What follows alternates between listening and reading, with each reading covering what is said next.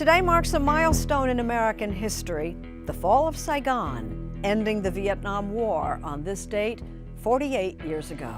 A group of tired but brave prisoners of war posed for a photo in 1973, thinking it was just another moment captured. But decades later, experts zoomed in, and what they found shocked everyone. Now, it turned out that the face in the middle wasn't who the world believed. Who exactly is in the picture? Join us as we unveil this decades-hidden mystery that thrilled everyone. The picture that caused a stir. In March of 1973, a photo taken at an airstrip near Saigon made its way into American hearts. It wasn't a clear picture, but it carried a heavy message. It showed a group of thin, tired-looking men wearing military uniforms standing under the blazing sun. Their eyes squinted against the harsh light, their faces hollow from hardship. Yet there was a quiet strength in how they stood. Right in the center of the image was a man who stood straighter than the rest. He was clean-shaven, with a firm jaw and lips that looked like they were about to form a smile, but never did. According to official military records, that man was Staff Sergeant Daniel Cross. He was later awarded the Medal of Honor, and for years, people looked at that photo as a symbol of courage, sacrifice, and honor. Daniel became the face of resilience, the kind of hero school children read about in history books and veterans nodded to in silence. But everything changed years later. What had been a proud piece of American memory suddenly turned into a mystery that no one saw coming. In 2025, a project launched by the Department of Defense set out to digitally restore and update photographs from the Vietnam War. The goal was simple: improve the images using artificial intelligence and facial recognition so they could be preserved in modern archives. That's when something strange happened. A woman named Rachel Voss, a contractor working with military imaging, was given the task to enhance some of these old photos. One of the first pictures she worked on was the well-known image of the prisoners of war, the one with Daniel Cross at the center. As Rachel improved the photo and focused on the man in the middle, something started to bother her. At first glance, everything seemed fine. The man looked almost exactly like Daniel. The eyes were close, the cheekbones nearly matched. But there were little things that didn't sit right with her. His hairline was slightly off. The scar that Daniel was known to have wasn't there. Even the shape of the left ear didn't match. She printed out the enhanced version and compared it side by side with Daniel's old military ID photo. The unease in her stomach grew. Something wasn't adding up. She didn't want to jump to conclusions, so she called in two of her co-workers, both experienced in analyzing and verifying military identities. The three of them sat down and examined the photo again, zooming in further. The closer they looked, the more their doubts grew. One of them muttered under their breath that something looked wrong. Rachel could only nod. That's exactly what she had feared. The more they studied the image, the more it became clear that the man in the center might not be Daniel Cross after all. So, who exactly is he? Let's find out. Revealing his identity. Back in the day, when soldiers returned from war, they were often broken, both inside and out. People expected them to look different, to act different. No one really questioned small changes in appearance. But now, with the help of modern technology and a peaceful distance from the chaos of war, those differences stood out in ways they hadn't before, and Rachel couldn't ignore what she saw. Her gut told her something was wrong, and now, the photo that once represented strength and pride had become a puzzle begging for answers. Rachel Voss understood exactly what she was stepping into. The name Daniel Cross wasn't just a name, it was a symbol, a legend tied to bravery and honor during the Vietnam War. To question anything about him felt like questioning a national truth, but she couldn't pretend she hadn't seen what she saw. Her gut wouldn't let her ignore it. So, with hesitation and hope tangled together, she fed the enhanced image into a database filled with known prisoners of war from that same time period. She desperately wanted it to match Daniel Cross. Maybe it was just a fluke, a quirk in the AI, but when the results came back, her heart dropped. One match came back at 94%. Not Daniel, The name on the screen was Thomas Ridley, a man officially listed as dead in Cambodia back in 1971. Rachel's hands trembled. She ran the scan again and again, but it still came out the same. She needed more proof, so she asked for dental records from the Department of Veterans Affairs, hoping beyond hope that everything she'd found would somehow fall apart and point back to Daniel. But deep down, she already knew what she was going to find. Once her findings started lining up, the Department of Defense quietly took action. A review board was quickly set up, though no press release was ever issued. Publicly, it was just another historical clarification. Behind closed doors, it was panic. A desperate rush to figure out how someone could return from war, slip through all the military systems, claim a dead man's name, and live under it for more than 30 years. And not just any name. He had stepped into the identity of one of America's celebrated war heroes. Rachel was flown to Washington, where she would present her case in front of officials and military historians. Since the name Thomas Ridley had surfaced, she had been digging deep, trying to piece together the life that the man, whether Cross or Ridley, had lived after coming home. To her, this wasn't some elaborate scam. She didn't think this was about chasing money or fame. She told the board that from everything she had uncovered, this man hadn't tried to gain anything from the name. He hadn't written a book. He hadn't used the Medal of Honor for profit. No major interviews, no fame-seeking. He had lived quietly, almost like he didn't want the spotlight. That old photo had made him a hero in the public's eyes, but Rachel didn't think he ever wanted that kind of attention. Sitting across from her at the table was Colonel Raymond Harrow, a Vietnam veteran who listened closely. He finally nodded in thought. The man known as Daniel Cross had never corrected anyone, not once. He let the world believe what it wanted. He even accepted a hero's burial in 2009. That silence meant something. A younger analyst sitting in on the review questioned the motive. Why would someone do this, knowing full well that eventually the truth might come out? Harrow gave a faint, knowing smile. Or maybe, he said, the man had simply hoped no one would ever dig that deep. Soon, the investigation became all about the paper trail. Rachel and the team gathered everything: Daniel Cross's old military photos, fingerprint records from enlistment, dental files from before the war. Nothing matched. Not the prints, the face, or even the dental structure. In contrast, every detail they had on Thomas Ridley lined up perfectly. A broken collarbone that hadn't healed right during boot camp, it matched exactly. Piece by piece, the evidence was no longer just suspicion, it was certainty. But records and paperwork couldn't answer the one question that haunted everyone in the room. Why had Ridley returned and taken another man's name? What had really happened out there? To dig deeper into the real lives behind the names, the researchers needed more than files. They needed to find the people who had known them best, the men who had fought beside them, who had shared the battlefield, the camps, and the silence. Only they could shed light on the truth hidden beneath decades of confusion and silence. So keep watching to know what they got. Confusion and misidentity. Rachel didn't stop once the truth began to unravel.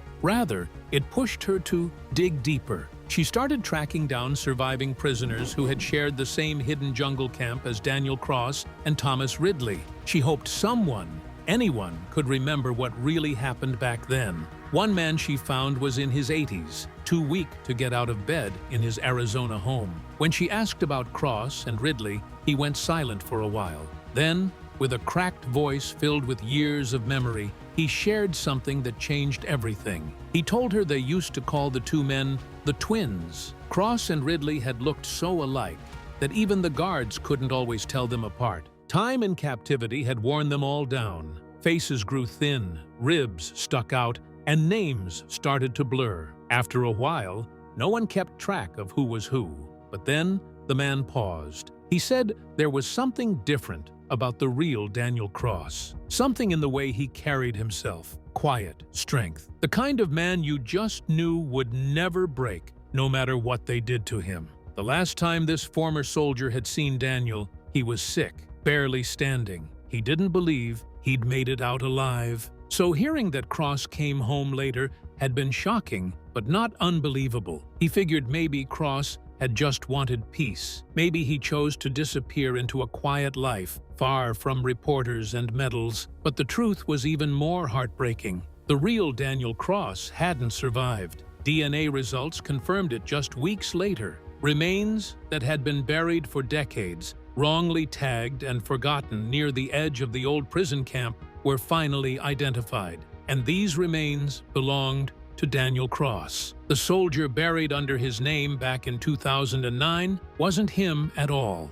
News of the discovery hit hard. It turned everything upside down. For decades, the nation had saluted the wrong man. The soldier standing in that iconic photo of released POWs, the one who had come to represent courage and sacrifice, was not Daniel Cross. It was Thomas Ridley, a man thought to have died years earlier. Man whose military record had been stained by rumors of desertion during a failed operation in 1971. He was even dishonorably discharged after being declared missing with suspicion. The truth shook military circles, historians, veterans groups, everyone. How had Ridley slipped through unnoticed? How had he attended events, accepted honors, and lived a quiet, respected life for more than 30 years without anyone realizing who he really was? The answer didn't lie in medals or ceremonies. It began years earlier, deep in the jungle along the Cambodian border, far from the cameras and speeches. That's where Operation Narrow Gate unfolded. A secret mission with a 5-man team sent into dangerous terrain to locate a hidden weapons route.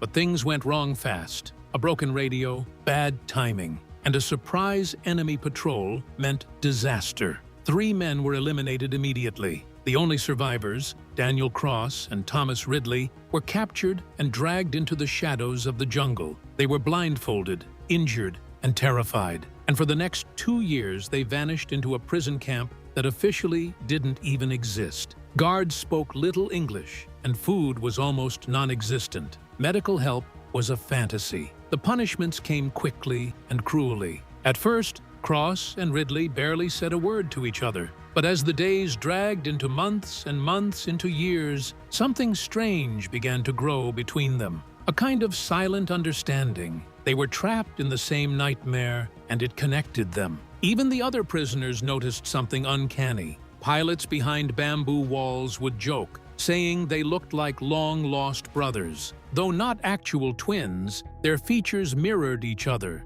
Same slim build, same deep-set eyes, and same worn faces. As hunger carved out their cheeks and exhaustion pulled at their skin, the differences melted away. Before long, they even started responding to each other's names without correcting anyone. And that's how it began. The quiet exchange of identities in a place where survival meant everything and truth could be swallowed by silence. During their time in the jungle prison camp, when the guards shouted commands out of habit or exhaustion rather than intention, something strange began to happen between Daniel Cross and Thomas Ridley. They had started switching places, not for escape, but to protect each other. It became a dark joke among the prisoners. If Ridley was too weak to take another punishment, Cross would step forward instead. And when Cross was too injured, Ridley took his place. The guards never looked closely enough to notice the difference. To them, one beaten man looked much like another.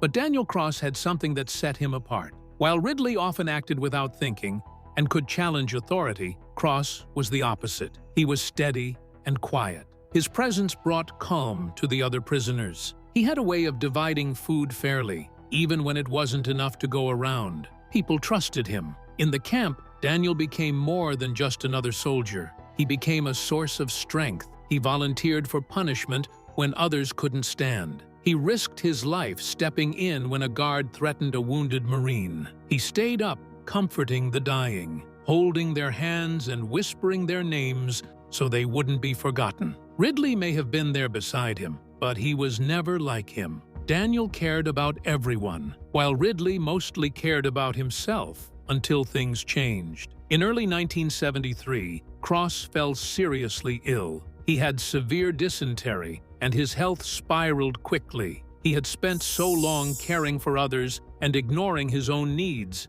and it finally caught up with him. One night, he passed out, and by morning, he was gone forever. Ridley was the one who found his body. He didn't say a word. He just sat there for hours, knees drawn to his chest, watching Daniel's stillness in silence. No guards came. The others were either sleeping or pretending to. Ridley, who had always been selfish, cried quietly, because somehow Daniel had become more than just another prisoner to him. He had become family. What Ridley did next is something even he could never fully explain. Maybe it was guilt, or even his way of making sure Daniel's courage didn't pass away in that forgotten camp. When they found the body, Ridley didn't correct them. He didn't say the dead man was Daniel Cross. Instead, he allowed everyone to believe it was Thomas Ridley who had passed away. Slowly, he began taking on Daniel's identity. He learned everything: Daniel's home state,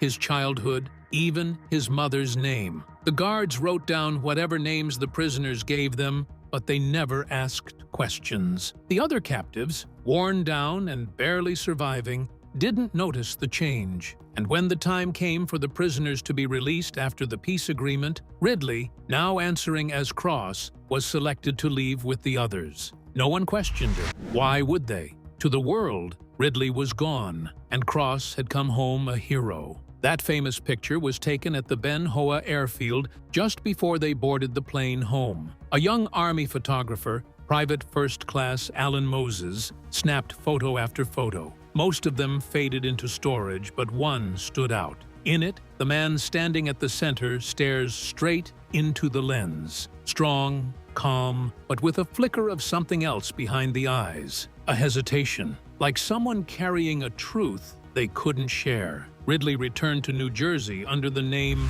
Daniel Cross. He kept to himself, moved into a small apartment, and gave one short interview in 1975. He showed up at only 2 Medal of Honor events, always standing quietly at the edge of group pictures. He never married, never wrote a book, never tried to profit. He didn't even reach out to Cross's family, and no one came looking. He lived a quiet life on a small VA pension, and sometimes volunteered at a shelter. There were no scandals, no stories, just a simple, unnoticed life. But after the revelation of his real identity, something happened. Stay tuned to unveil what happened. The effects of the revelation. For decades, the story of Daniel Cross was accepted without question. That is, until Rachel Voss looked closer at that single photo, the one that had been seen by generations as a symbol of survival and heroism. What she found changed everything. Veterans groups split into opposing sides. Some demanded the Medal of Honor be officially awarded to the real Daniel Cross, with Ridley's name removed.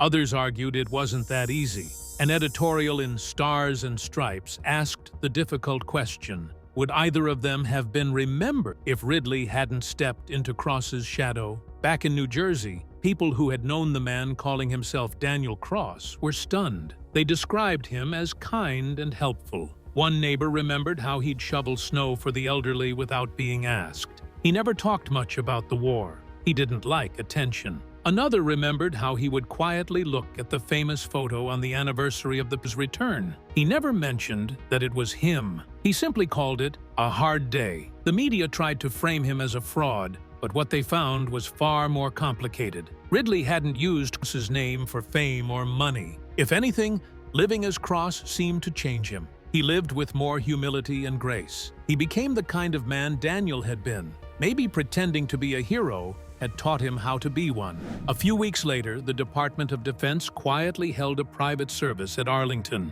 There was no press or spotlight, just 2 graves placed beside each other. One for Daniel Cross, one for Thomas Ridley. The few remaining POWs from that secret camp came. They didn't speak. They didn't need to. They stood shoulder to shoulder, saluted both headstones, and let silence do the rest. Later, the enhanced digital photo, the one Rachel had uncovered, was officially re-released. This time, it bore the correct name, Thomas Ridley. But it became even more powerful than before, not because of who was in it, but because it showed sacrifice, guilt, and brotherhood, and the blurry line between deception and devotion. A historian would later call it the most honest photo of the Vietnam War. Not because it showed a flawless hero, but because it captured a broken man quietly trying to become one. However, it's important to note that it wasn't the medals or ceremonies that kept Daniel Cross's legacy alive.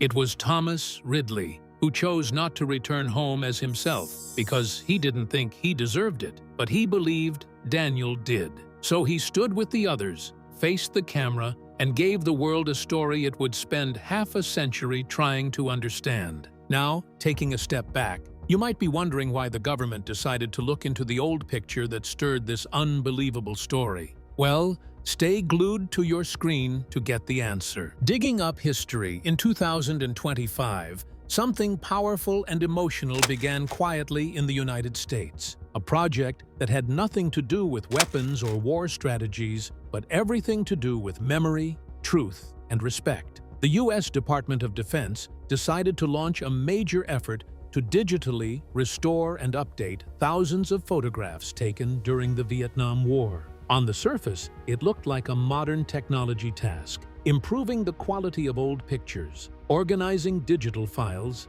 and cleaning up military records. But beneath all of that was something deeper. This project was about telling the truth, honoring those who served, and helping the nation heal old wounds that had been ignored for decades. The Vietnam War had left behind not only destruction and loss, but also confusion. The war had lasted for almost 2 decades, and its effects were felt across generations. Many American soldiers passed away in battle. Many others returned home scarred both physically and emotionally. And for every soldier, there were family members who waited, hoped, or mourned in silence. During the war, photographers, both civilian and military, took countless pictures. Some showed young men in uniforms smiling nervously before being deployed. Others showed exhausted prisoners of war standing barefoot on hot runways. There were photos of tears, of bravery, of sorrow, and of survival. These photos became part of the nation's memory. They were printed in history books, shown in museums, and studied in schools. But many of those images had problems. They were blurry, unlabeled,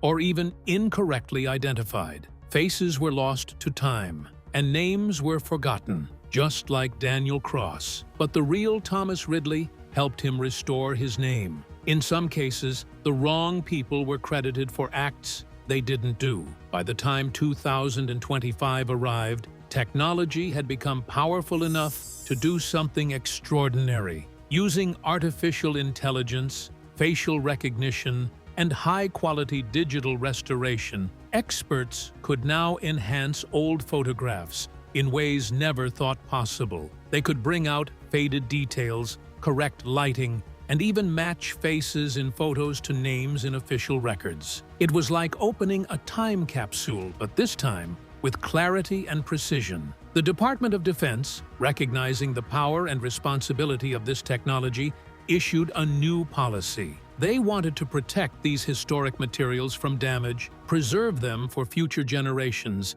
and, most importantly, make sure they were accurate. This was not just about organizing dusty archives, it was about dignity and truth. One of the key motivations for this project was ensuring historical accuracy. Over time, mistakes had made their way into the public record. Some photos had incorrect captions. In others, soldiers were misidentified. There were even cases where entire stories were built around assumptions that turned out to be false. This wasn't always because of carelessness. During the Vietnam War, the chaos of battle, missing paperwork, and hurried debriefings led to gaps in records. When people came home, they were often too traumatized or tired to correct the details. But thanks to this recent project, Daniel Cross's identity was later corrected, and this was not the only benefit of this project. Just keeping watching to know more. Benefits of the Restore program. The launch of the 2025 Department of Defense project to restore Vietnam War photographs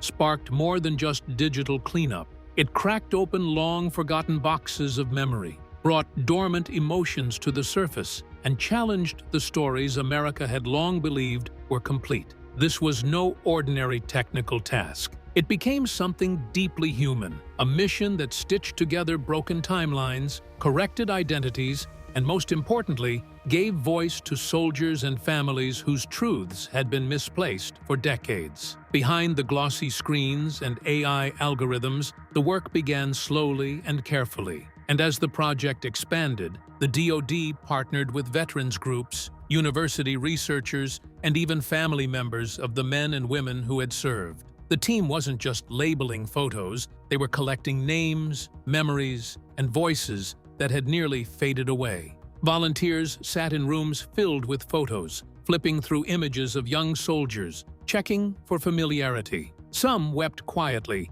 when they recognized a long-lost brother, a friend who had vanished without closure, or even their younger selves. What made this project unique was its unexpected ability to connect generations. Grandchildren who had grown up hearing half-told stories about what Grandpa did in the war suddenly had names, faces, and proof. For many families, a faded photo restored to clarity meant the world. It meant the person they had missed or mourned was finally being seen in full light. Even if the stories were painful, even if the truths uncovered were complicated, they mattered. Along the way, discoveries poured in. Some photos revealed forgotten battles. Others contained faces of Vietnamese civilians who had never been identified. For decades, stories of heroism, suffering, or survival had remained silent because the photos were unclear or wrongly captioned. But now, those stories were being told correctly. Veterans who had long felt ignored were now being honored by name, and for some, this recognition was more valuable than any medal. Some of the most profound moments came when new evidence corrected public records. In a few cases, individuals long believed to have been dishonorably discharged were shown to have acted heroically, with their images appearing in photos from secret missions or rescue operations previously mislabeled or misunderstood. These revelations didn't just affect history books, they healed reputations, repaired families, and restored dignity that had been lost. The emotional weight of this project was not limited to soldiers and families. It reached the archivists, analysts, and volunteers who worked on the project day and night. They weren't just pushing buttons, they were holding fragments of lives in their hands. Some developed personal connections with the stories. Others said the experience changed the way they saw war, honor, and memory.